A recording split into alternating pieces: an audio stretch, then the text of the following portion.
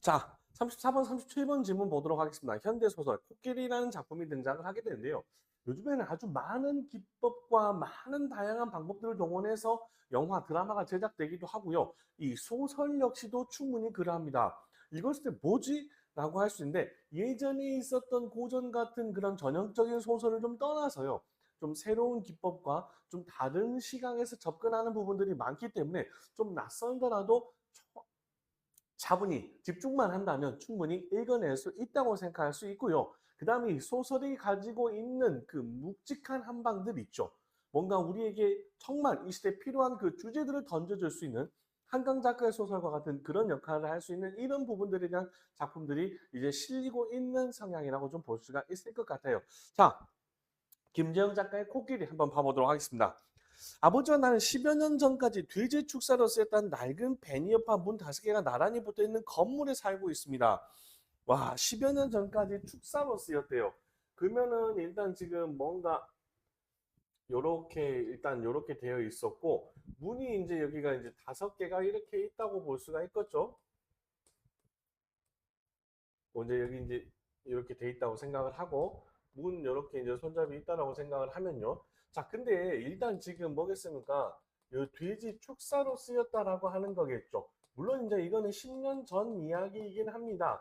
10년 전 이야기인데 돼지 축사로 쓰였다라고 한다면 굉장히 상황이 뭔가 좀 열악한 그런 부분이 좀 들 수도 있을 것 같은데 그렇죠?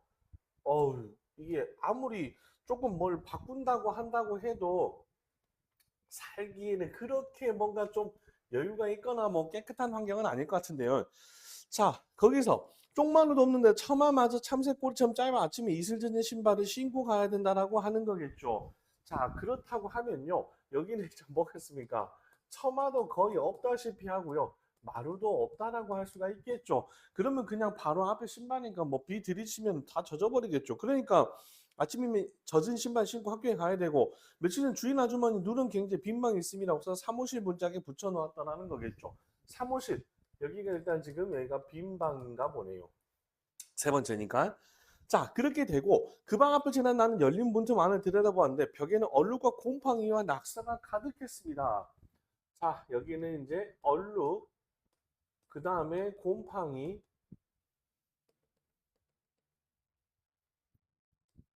얼룩, 그 다음에 곰팡이, 그 다음에 낙서가 가득했다라고 볼 수 있겠죠. 자, 그런 부분 속에서 들뜬 환각스 빈장품이 뽀얀 먼지가 살얼음처럼 끼어 있었다라고 하는 거기 하죠. 낙서도 있고요. 이제 먼지까지 있고. 그렇다 한다면 상당히 비우지 좀 시간이 좀 된 듯한 부분이라고 볼 수가 있겠죠. 자, 그리고 비스듬하게 세워진 낡은 케미 뒤쪽 벽에 쥐가 들락거릴 정도의 작은 새까만 구멍이 뚫려 있었는데 그 구멍으로 시멘트 가루 흙덩이가 흩어져 있었고요. 자, 뭔가 이렇게 돼가지고 이 구멍이 이렇게 살짝 있었나 봐요. 근데 이제 흙덩이랑 가루 뭔가 이렇게 좀 뭐가 이렇게 좀 흩어져 있었겠죠. 그리고 마치 상처부 연기부터 피딱지처럼 보였다라고 얘기를 하고 있습니다. 뭔가 가루가 이렇게 이제 좀 있다고 생각을 하면 좀 되지 않을까 싶은데요. 이제 피딱지처럼 이렇게 좀 붙어 있는 거지. 자, 근데 총알에 맞아 쿨렁쿨렁 피를 쏟아낸 심장을 본 것 같은 섬뜩함. 자, 이 광경을 보고 나는 굉장히 섬뜩함이 올라왔다라고 얘기를 하고 있어요. 무슨 상황인지 모르긴 하겠지만 조금 약간 으스스한 그런 기분이 나나 보죠. 자, 그 방에 살던 파키스탄 청년 알리는 도둑질을 하고 마을을 떠나버렸대요. 자, 여기서 갑자기 알리라는 사람이 나와 버립니다. 물론 이제 국적은 파키스탄이었고요. 자, 강풍이 불던 날 밤 어둠과 소란 틈다 한 방을 쓰던 비지 아저씨 돈을 훔쳐 달아나 버린 거나 볼 수가 있겠죠. 일단 절도를 해버렸고 같은 방 비지 아저씨. 자, 그런데 그러면 안 될 것 같은데. 근데 비지 아저씨는 송금비와 끼로 벽에 구멍을 파서 돈을 숨겨 놓았고요. 그나마 아내가 돈을 꺼낼 때 나는 조금 부스럭거림을 아저씨는 왜 들지 못했을까? 하긴 이틀 연속 철야금의 특근까지 해서 철야금은 이틀 연속 밤을 새고 거기에 하루 더 근무한 겁니다. 그럼 거의 3일 밤을 못 잤다는 얘기겠죠. 게다가 그날따라 이웃을 방문한 아주머니 간난히 밤새 잠을 자지 않고 보챘고 이웃이래는 이제 뭐겠습니까? 뭔가 아주머니가 아기를 키우는데 여기는 이제 국적은 방글라데시겠죠. 이제 아기를 이제 키우기 때문에 그 울음소리 때문에 들리지 않았었을 수도 있고요. 전에 텔레비전 앞에 시끄럽던 이로시 미얀마 아저씨들 여기 이제 이로실은 여기 이제 아저씨들인데 여기는 이제 국적이 미얀마라고 볼 수가 있겠죠. 자, 나중에 취하면서 노래까지 불러댔고요. 밤에는 일하는 오후실의 러시아 아가씨 마리나는 아예 집에 들어오지도 않았죠. 자, 여기는 이제 마리나인가요? 마리나 아가씨. 여기는 이제 러시아 아가씨인데 여기는 들어오지 않았죠. 자, 그런 상황 속에서 사무실에 사는 아버지와 나만 일찌감치 불을 끄고 어둠 속에 누워 있었죠.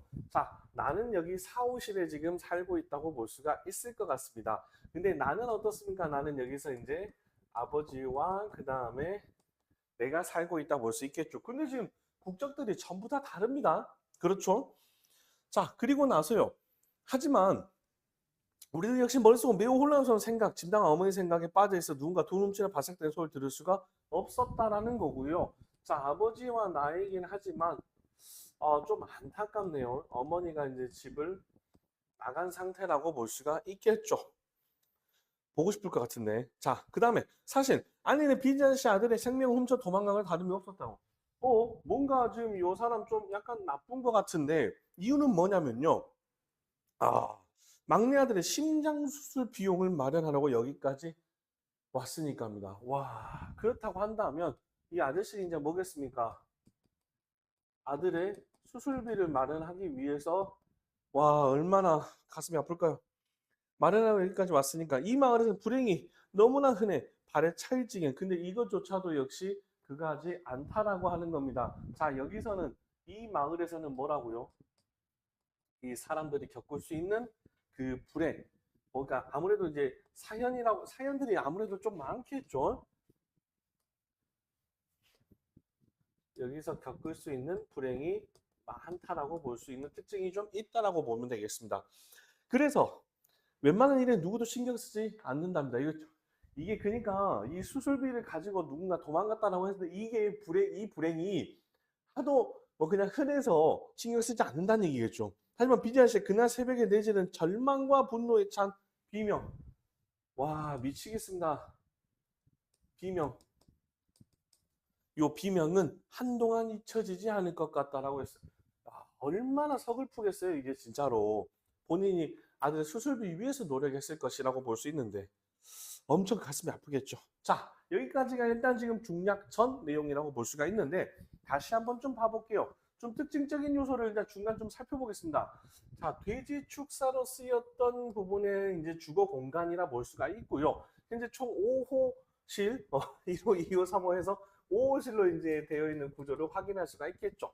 자, 근데 재밌는 건 어떤 거냐면 여기서 각각의 다 미얀마 아저씨, 그 다음에 여기 아주머니나 아기, 그렇죠? 아주머니가 아기가 살고 있었고요. 그렇다고 볼 수가 있겠죠. 아니 잠깐 방글라데시 국적 확인 때문에. 그 다음에 3호실에는 지금 이제 뭐겠습니까?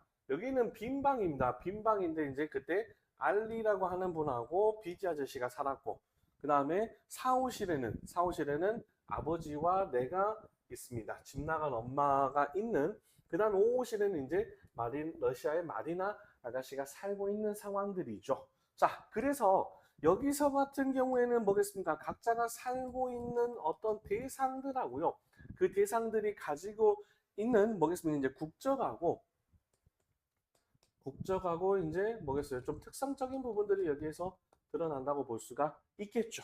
자, 좀 딱 이어서 이제 중략 뒷부분도 살펴보도록 하겠습니다. 자, 이어서 중략 이후 부분 보도록 하겠습니다. 안녕, 창문에 매달린 코끼리. 자, 여기에 코끼리가 등장을 하고 있는데 창문에 매달렸죠. 갑자기 코끼리가 진짜 대형 코끼리가 창문에 매달렸는 팩트는 아닐 것이고요. 내 눈에 이제 뭔가 코끼리가 지금 보이고 있는 상황이라 볼 수 있겠죠. 가끔씩 그렇죠. 남들은 이해 못한 나만의 시선, 그 다음에 나만의 관점, 내 눈에만 보이는 무언가 있겠죠. 귀신 말고요. 알겠죠? 이제 그런 부분들이 한 번쯤은 있을 것 같습니다. 내 눈에만 보이는 거. 자, 무심한 눈길로 뭔가 쳐다보면 7개의 코를 가진 퍼체우라에 그 다음에 코가 7개예요. 코가 7개 코가 있고 그 다음에 퍼체골의 은사로 활약이 쏟는 그 코끼리는 원래 인도 신들의 왕 인드라를 태우는 구름이었다라고 얘기를 하고 있죠. 이제 신화 속에서 어떻게 존재했었는지에 대한 의미인 것 같고, 그래서요 창문에 퍼체골을 산다가 그 이야기를 들은 나는 흥분해서 아버지를 재촉했고요.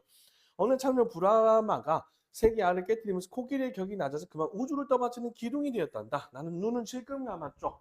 여기서는 이제 뭐겠습니까? 아버지가 나에게 이 코끼리 이야기를 들려주고 있는 것 같아요. 여기와 관련된 이제 하나의 이야기를 들려주고 있다 볼 수가 있겠죠. 자, 그리고요. 나는 아버지는 슬쩍 내 안색을 살폈고 어차피 그건 힌두의 신화일 뿐이야. 신을 깨뜨리는 아니란 없어. 순간 못되게 입그려져 엇나간 망치가 아버지 손톱을 찧었습니다. 아, 아프겠죠? 수도 끝에 침을 바로 통증을 참다면 떨어진 못을 찾으려 두 손을 뻗어서 바다 더듬었고 이렇게 이제 못을 더듬을 때 그때의 모습이 이제 뭐겠습니까? 코끼리처럼 여겨졌다라고 하는 거겠죠. 자, 못을 찾는 이 아버지의 모습이 여기서 이제 순간 코끼리처럼 보였다라고 하는 거라 볼 수 있겠죠. 여기 이제 모션이라고 볼 수 있겠지. 자, 그 다음에 구름보다 높은 히말라야에서 태어난 이곳 후미진 공장지대까지 살아가고 있으니라는 겁니다. 자, 왜 그렇게 봤을까요? 단순히 여기서는 뭐겠습니까?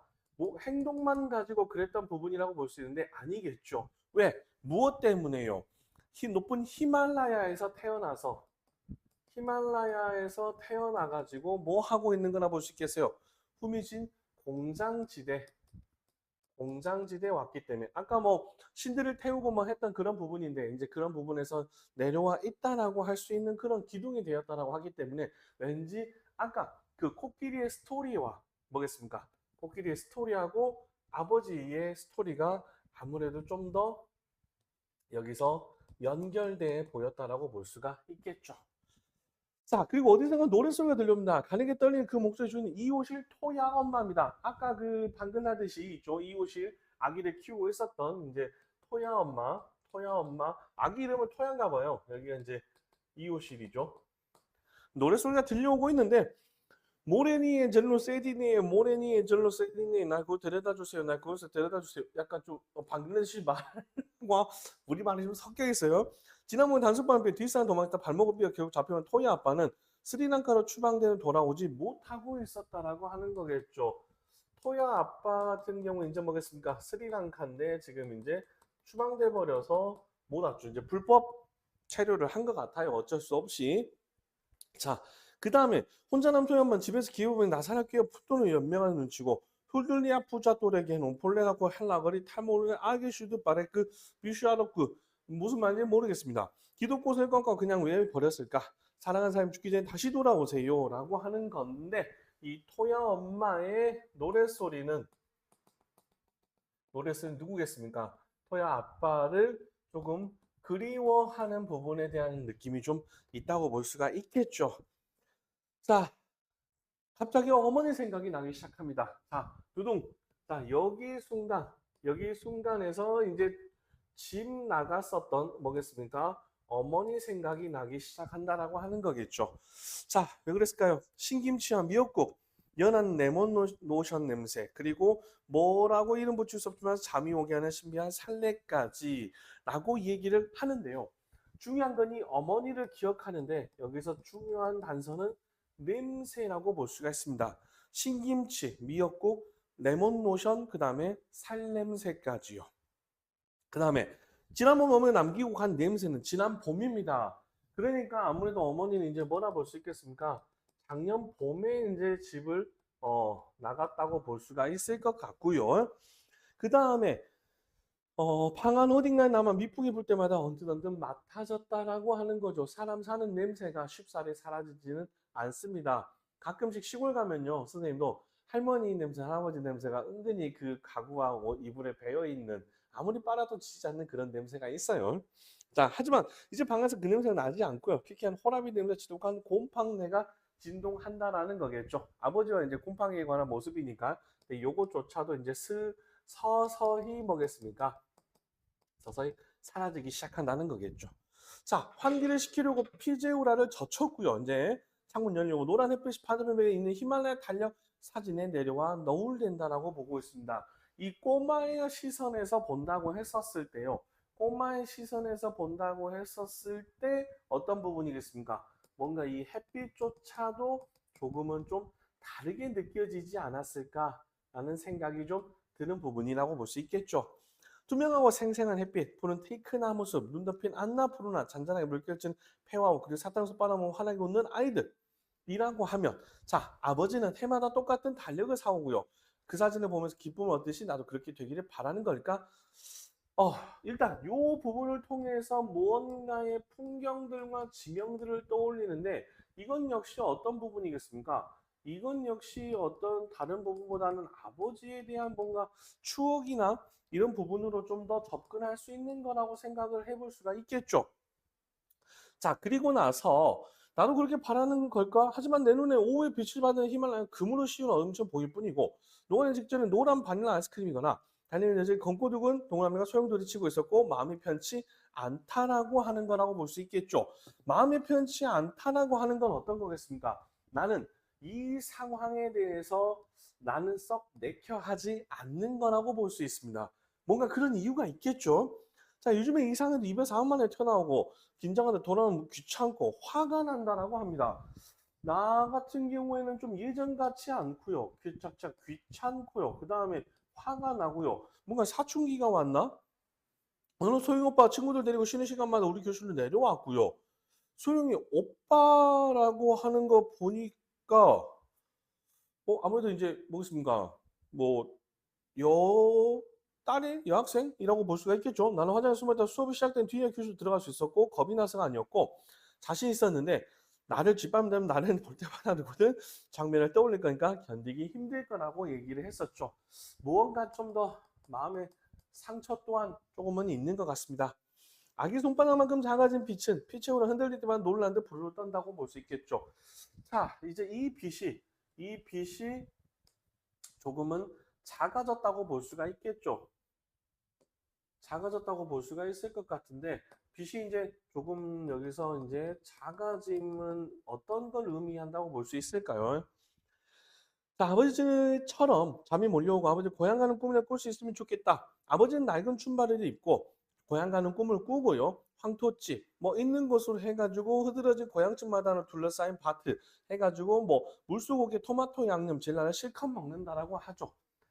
자, 작아짐. 아버지의 추억은 이제 꿈으로 이어진다고 볼 수 있을 것 같고요. 그거는 이제 뭐겠습니까? 고향 마을에 관한 부분이라고 생각이 들 것 같아요. 그러면 이제 뭐겠습니까? 이건 좀 좋은 상황이라 볼 수 있을 것 같은데, 그러면서 이제 얘기하죠. 비행기 오면 누군가 아버지를 가로만 거치게 끌어냈죠. 한국을 도와낼 건 내 가족이 있어. 보내줘. 일자리, 이웃, 청춘. 그러면서 일어나고 사방을 둘러보죠. 속을 보면서 긴 안도의 한숨을 내쉬는 거라 볼 수 있습니다. 자, 이렇게 꿈은 꾸긴 꾸지만요. 꿈은 꾸긴 꾸지만 아버지의 현실은 어떻게 됩니까? 이와 반대로 아버지의 추억과 반대로 현실은 한국에서 충분히 묻어 있다고 볼 수가 있겠죠. 자, 그동안 나보다는 낫겠지라고 얘기를 하고 있습니다. 이 작아짐 속에서 나보다는 낫겠지라고 하는 건데 뭔가 이게 조금 더 안 좋게 다운페이스일 것 같은데 태어난 곳이지만 고향이 없다라고 하는 거겠죠. 자, 그 말인즉슨 무슨 말일까요? 태어난 곳은 있지만 고향은 없다라고 하는 겁니다. 즉 심적으로 돌아갈 곳이 없다라고 볼 수가 있겠죠. 이게 좀 많이 슬프게 다가오네요. 한국에 네팔 대사관이 없어 아버지는 혼인신고를 못했고요. 아버지의 국적은 내가 봤을 때 히말라야나 아마 아까 안나푸르나 얘기를 하기 때문에 아버지의 국적은 네팔인 것 같습니다. 자, 그래서 내게 호적도 없고 국적도 없다. 학교 수작 청강생일 뿐이다. 사라지면 태어난 적이 없다고 되어 있는 아이라고 하면서 나의 존재감 있죠. 나의 존재감에 관한 부분에 대해서 좀 더 문제를 삼고 있는 거라고 볼 수가 있겠죠. 출생신고도 되어 있지 않고 뭐 그러한 부분들이라고 생각을 할 수가 있겠으니까요. 자, 이 코끼리라고 하는 존재가 여기서 상징하는 의미가 있죠. 이제 아버지와 뭔가 뭐 어떤 이 코끼리의 스토리하고요. 그 다음에 아버지의 이러한 모습들이 아무래도 좀 더 연결된 듯한 그런 기분을 이제 준다라고 볼 수가 있겠죠. 그런 부분이 있을 거라고 생각이 들고요. 자, 그 다음에 좀 슬픕니다. 슬픈데 이 토야 엄마의 노래소리를 통해서 뭔가 거기서 묻어져 나온 그리움이 이제 나에게는 어머니로 연결된다 볼 수 있겠죠. 그리고 그 냄새를 통해서 엄마를 기억하고자 하지만 그렇지만 서서히 잊혀져 가는 부분이라 볼 수가 있고요. 자, 뭔가 뭔가 슬픔으로 시작해 슬픔으로 끝나는 것 같아요. 뭔가 좀 가슴 아픈. 자, 이 햇빛이라고 하는 요소 속에서 아버지는 추억을 통해서 고향 마을로 갈 수 있는 부분, 물론 현실은 고려하고 있지만요. 근데 중요한 건 뭐겠습니까? 중요한 건 바로 이겁니다. 나죠. 태어난 곳은 있지만 고향이 없다라고 하는 겁니다. 그만큼 내 존재감에 대해서 그래서 나는 평상시 이렇게 느끼고 지내지 않았을까라고 하는 거라 볼 수 있겠죠. 자, 여기서 나타내고자 하는 것들은 뭐겠습니까? 각자의 다른 나라의 국적을 가진 사람들이 한국에 와서 좀 열악한 환경 속에서 살고 있는 이주 노동자의 모습들인 것 같습니다. 그래서 그 다른 나라, 다 다른 캐릭터들을 설정함으로 인해서 뭔가 좀 더 드러내고자 하는 부분일 텐데 그 부분이 좀 더 구체화되어 있다고 볼 수가 있겠죠. 어쩔 수 없이 돈을 가지고 도망을 가야 됐었고 추방된 사람을 기다려야 하는 그런 마음과 함께 나 역시도 뭐라 볼 수 있겠습니까?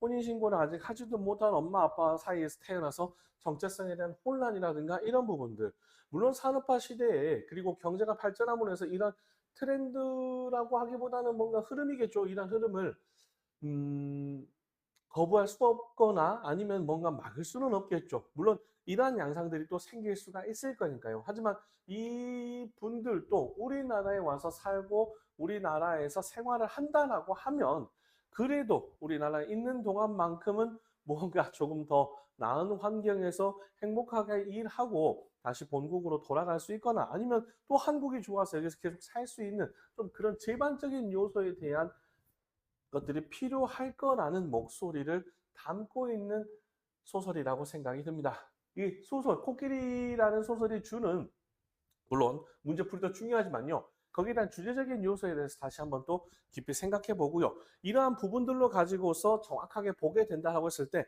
문제풀이도 또한 어렵지 않을 거라고 볼 수 있겠습니다. 충분히 쉽게 풀 수 있어요. 그래서 한번 더 다시 자세히 봤으면 좋겠습니다.